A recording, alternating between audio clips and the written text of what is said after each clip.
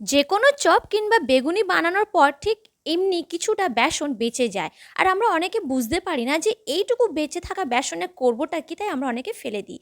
কিন্তু বন্ধুরা, আজ আমি আপনাদের সাথে এমন একটা বেঁচে থাকা বেসন নিয়ে এমন রেসিপি শেয়ার করব, যেটা আপনাদের কল্পনা ধারণার বাইরে। আপনারা ভাবতেও পারবেন না যে বেঁচে থাকা বেসন দিয়ে এত সুস্বাদু একটা স্ন্যাক্স তৈরি করা যায়।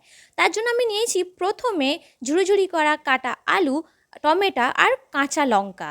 তো আপনারা যদি পেঁয়াজ খেতে পছন্দ করেন তাহলে এর মধ্যে আপনারা পেঁয়াজ নিতে পারেন, কিন্তু আমার বাড়িতে বেশি অংশ সব নিরামিষ খায়, আমরা পেঁয়াজ বেশি খাই না, তাই আমি পেঁয়াজটা স্কিপ করে দিলাম।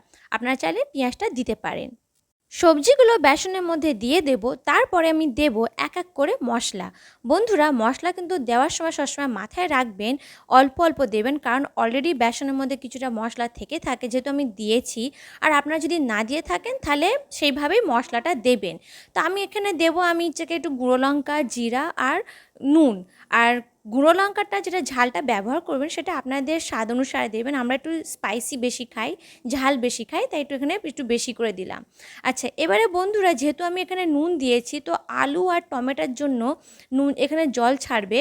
তাই এখানে কি করতে হবে, শুকনো বেসন বন্ধুরা এতে মেশাতে হবে। না হলে কি হবে, শুকনো বেসন যদি যদি না মেশান তাহলে কিন্তু জিনিসটা বিশাল পাতলা একদম হয়ে যাবে। তাই এটাকে একটু শক্ত করার জন্য এখানে শুকনো বেসন মাখাতে হবে। ভালো করে মাখাবেন, যাতে কোনো শক্ত বেসন যেন না থেকে থাকে, বেসনগুলো যেন ভালোভাবে মিশে যায়। আর মিক্সচারটা এমনভাবে বানাবেন যাতে খুব পাতলা না হয়, আবার খুব শক্ত না হয়। কারণ যদি মিশ্রণটা যদি খুবই শক্ত হয়ে যায়, সেই স্বাদটা পাবেন না, স্বাদ ভালো আসবে না।